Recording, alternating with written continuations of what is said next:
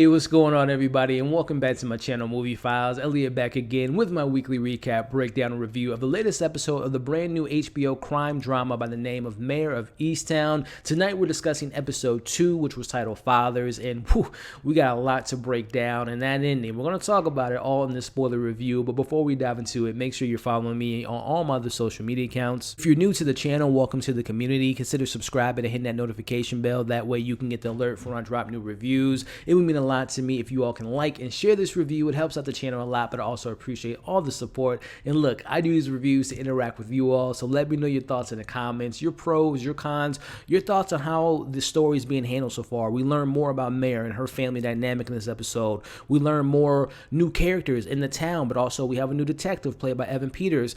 And also, just let me know in the comments now, ladies and gentlemen, did Frank do it? Let me know your thoughts in the comments below. So before I get into the recap, just my initial thoughts finishing up the episode.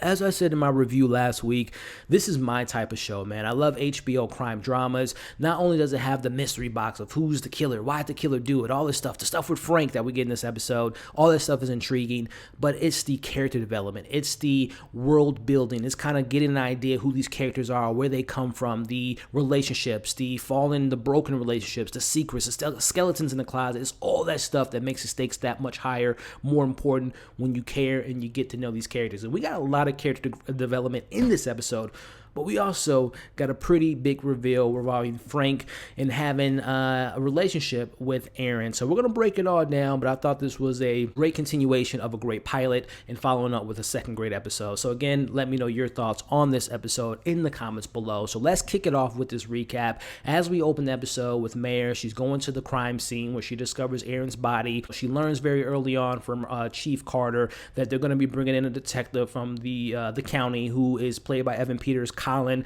And Colin has recently, he's good at his job, more so than Mare, right? Because we learned that Colin has just recently discovered a 10-year-old missing case. He was able to figure that out, so they're looking for a little bit more help in this town, as Mare is not too happy about that news. As we cut to Mare going to her best friend's Lori house as she tells Lori the news of Aaron, and I'm assuming that Lori's husband John and the other gentleman are related to Aaron, and particularly to Kenny. I believe one of them might be his brother. I wasn't too clear on the family tree situation there, but nonetheless, we see that Mare goes there because she wants to take them with her to talk to Kenny about the bad news.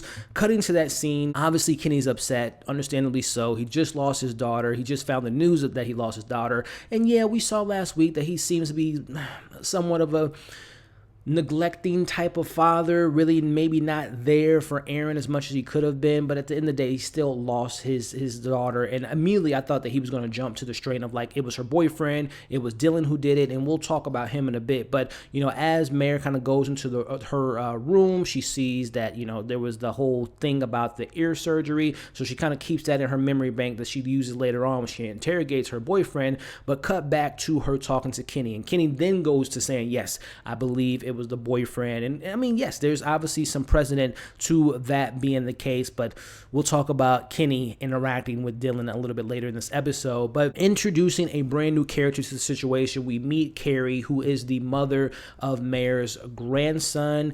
We find out that she's been in like a recovery situation. I would assume that she was probably in recovery because of the loss of Kevin, who is Mare's son, and we learn what happened to him, and we'll talk about that a little bit later. But it's in this conversation that she wants to get custody back from Mare and her family, and she wants to be the mother of her son. So that's going to obviously cause some drama in this family dynamic. And I'm just thinking to myself while watching this episode, man, Mare has a lot on her plate. She's a detective. She just has this girl that just was found dead. She has her ex-husband that's getting engaged, and now she has to deal with potentially losing her grandson in the custody battle here. So a lot to deal with in her personal life, in her work life, which I'm loving about this show. Going into Mare interrogating meeting Dylan just immediately lies off the bat, saying that he did interact with Aaron that night, which we all know what happened last week, that he definitely not only interacted with Aaron, but definitely embarrassed her and just sat there and watched while his new girlfriend, Brianna, beat up Aaron. So he's automatically in the bucket of like, you can't trust this kid, and we'll talk about what happens to him at the end of this episode. But it's in this scene that we see that he's flustered. He doesn't know what to say. Again, he's lying and not telling the truth, but it's in this moment that we see, Mare kind of pressing him about the issue in regards to just tell me what happened, give me a little bit more information, as he's just upset and tells Mare, I did not kill her, and just walks out of the interrogation room. Cut to a scene involving the press conference as we see the townspeople clearly still upset about the missing case that's been open for more than a year, involving, I believe, the young lady named was Kathy. She's been missing. Her mom's in the crowd. Other people in the crowd like, oh, yet another person goes not only missing but comes up dead. What is the police department going to do about this? As they're not too happy about how they're going to be handling the situation, and that they feel like it's two separate cases, that whoever abducted or potentially killed Katie may or may not have anything to do with the murder of Aaron. And again, you could just tell the hostility in the air from the townspeople. Cutting back to Mare officially meeting Colin, the new detective in the mix, played by, I love Evan Peters, American Horror Story, the stuff that he's done in films. I'm just a big fan of his work. So we get to meet this new character, and we get that traditional kind of detective trope where, you have a detective who really doesn't want help, and then they get the help, and the person's like a nice person, but then obviously Mare is not too happy about this new hotshot detective that seems to be maybe a little bit better at his job than she is hers. So we obviously have that kind of that ego thing going on with those two characters, but they eventually get on the same page.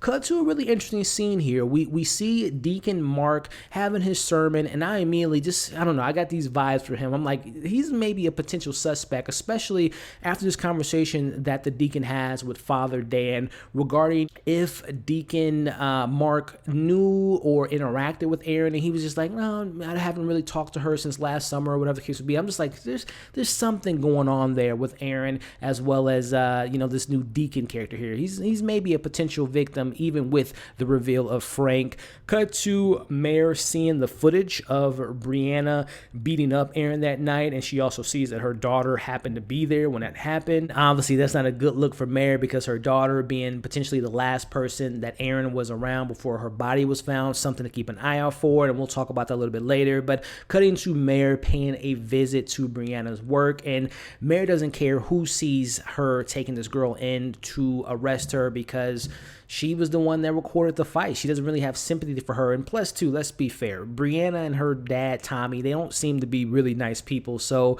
Mare's like, I don't care if I embarrass her. She takes her into custody because she did assault. That was assault that she did to Aaron. So she has every good reason to arrest her. Cutting to the interrogation room with Brianne and Mare, as again, this girl's cut from the cloth of her dad. And we'll talk about her dad, Tony, here in a bit. But, we see Brianna, demanding a lawyer. I want a lawyer. I want a lawyer. She's going back and forth. Mare's just kind of just continuously saying, this is going to happen to you. This is going to happen if you don't tell the truth. She has all this stuff against her. And then we hear Brianna give us a pretty big reveal, as we saw kind of the, I won't say hallucination, but we saw last week Mare seeing visions of her son. We find out that her son took his own life. Now, reasons being, we don't know. We obviously will figure that out later in the show, but that was a pretty big reveal, because it answers, okay, what happened to her son, but also Carrie, the mother of her grandson. We maybe can allude that maybe she went into rehab because of Kevin taking his own life. Again, she might know why he did that. She might have part in that. Who knows, but time will only tell. Cut to Richard gifting Mare some flowers, and he also invites Mare to this kind of function that he has at his workplace, which she ultimately doesn't. She initially doesn't want to go. She ends up going, but then she ends up leaving because she just doesn't feel like, she has a lot on her plate, right? She can't be going out to dinner when there's an open missing persons case, there's a dead person in town, and there's all this stuff going on. So she has a lot going on right now. So parties are the last thing on her mind. Cut to Helen. We see her mom lying about the situation, that the conversation that she had with Carrie early in the episode regarding the custody, which ties back into the letter that she got later in the episode. Mare visits Frank as they joke about the upcoming wedding and just having some little small talk, but then the conversation goes to Aaron and the recent death and the murder of Aaron. And I'm going to rewatch the episode because I just want to see his, Frank's reaction to when that came up, because he was the one that brought it up, right? It wasn't Mayor that brought up the conversation. He was the one that brought up the murder of Aaron, which alludes to the ending because that's the mother of his child potentially. But nonetheless, we see he tells Mayor that, when she asks him, oh, how was Aaron in school? He said, oh, I had her for algebra. It really didn't, we didn't interact that much, which we see that that's not the case because they have a kid together, but we'll see how that plays out. But he says that he believes that there was some tension, there was some issues, some troubling issues at home, which, from what we saw last week, this seems to be the case. But also, if Aaron was, if they did have a relationship, you would imagine that Aaron kind of told him more about what's really going on behind closed doors. Cut to Mare visiting her grandson's teacher, and this is again when we, have the conversation about her son had, certain kind of disorders, disabilities, and it seems like they think that the grandson, the genes might pass on to him, and the conversation gets brought up to Mare that she should probably see someone because, again, there's a lot going on in her life. Not only does she deal with being a police officer, a detective, but then all the stuff that's going on at home and all the drama going on, so she definitely needs, it doesn't necessarily have to be a therapist, but she needs someone to talk to, and I think that's where, Guy Pearce's character might come back into the mix, Richard being that someone that she can maybe lean on, as well as Evan Peters' character maybe later in the season. But we cut to Colin, kind of really opening himself up and reintroduce himself to Mare as they kind of somewhat get on the same page, because now they're going to be interrogating the kids that were at the party, and a lot of the kids don't really have much to say. They talk about Brianna not being a good person. They talk about the relationship between Dylan and Erica, Aaron being toxic and not really, she was more involved in him than he was in her. But then ultimately we do cut to Jess, which was Aaron's best friend. She was hiding something. When she said that she didn't really have anything to tell, I can tell that she was hiding something. But we also see Siobhan getting interviewed by Evan Peters' character, and obviously her mom couldn't be in there because that's obviously against interest. So we see him ask her, "How do I handle your mom?" Because she's a bit of a tough cookie, and she says you handle her by not handling her. So again, I'm loving all the back and forth and the characteristics of all the different characters that we got in the show thus far.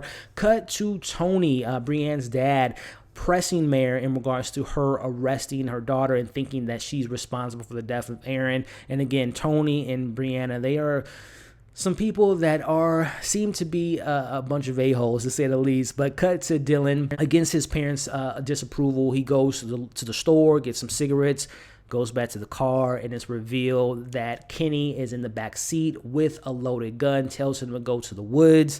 Not a good look for Kenny. Cut back to Mare, who is being followed by Tony at this point in the episode, who again continues to press her. And we see that actually in this moment, the mother of Katie, who's been missing, I believe her mother's name is Dawn, actually sticks up for Mare for a little bit, because obviously I wouldn't say she doesn't like Mare, but she is upset with Mare because they haven't figured out what happened to her daughter, which that's another thing. Where is this girl? Does Frank have anything to do with that? That's something to look forward to as far as the mystery box, or was it the deacon potentially? There's so many things going on in my head when it comes to this mystery box. But cut to Aaron's best friend, Jess. As her mom comes into her room, she's crying. She tells her mom, Aaron told me a secret that I promised to not tell anyone. Cut back to Mare. At this point at home, she's just tired. She wants to sit back, eat her Subway sandwich. In comes, and she's about to read this mail, which happens to be the custody letter that she knew nothing about, because again, her mom, Helen, told her that there was no conversation about the custody, but that wasn't the case. In comes a gallon of milk, which it's revealed that it was Tony that threw that milk in the house. I'm telling you right now, that family, Tony and Brianna, are like, I hate those characters so far, but nonetheless, we cut to Jess paying a visit to Lori, which again, Lori is the best friend of Mare, and she tells her she has something to tell her and she wants to speak to her in private. Cut back to Dylan and Kenny as we see Kenny tells Dylan to walk. He shoots him. I don't think he's dead, but he is probably unconscious. He's probably shot in the leg or something, but I don't think that Dylan is dead, because I think they're going to continue to go off that thread in regards to now that Kenny shot him. He's going to probably be in jail and all this stuff, but I don't think that kid is dead yet, but who knows? We'll see next week. But we end the episode in a pretty explosive way as we go back to Jess telling Lori that she doesn't believe that Dylan, or she says that she doesn't believe that Dylan is not the father of Aaron's child, and she believes that the father is Frank, Mr. Perfect, the dad that, Siobhan loves, and everyone in town is happy for his new engagement. We cut to seeing Mayor kind of looking out the window as he's picking up one of the toys from, his grandkid. So Frank, Roy from The Office, you could never trust him, ladies and gentlemen, but I thought this was a fantastic episode of television. Again, it was all the character development. We meet more people in town, like Tony, like the Deacon. We meet this new character, an Evan Peters character with Colin. We have the interrogation going on that Mayor thinks that it was probably, Dylan tied into Brianna that had something to do with the murder of Aaron, but doesn't look like that's the case. And when she finds out this news, because her best friend's going to probably tell her, that's probably the next call that Lori's going to make, is to Mayor to tell her that Frank is the father of Aaron's child. That's going to blow up this town and get the people talking and get me talking and get you talking. And we're going to be talking about this episode and talking about this show for the weeks ahead. I really enjoyed this episode. But again, let me know what you all thought. And again, is it Frank? Is it someone else? Is it the Deacon that I was speculating about? Let me know your thoughts on who done it, but also let me know your thoughts on this episode in its entirety, your pros, your cons, and let's have a discussion about it in the comments. As always, make sure to like the video, share the video, subscribe to the channel, and hit the bell. That way you don't miss any of my other content. Hope you all enjoyed this review. Hope you're staying safe, and we'll see you in the next video.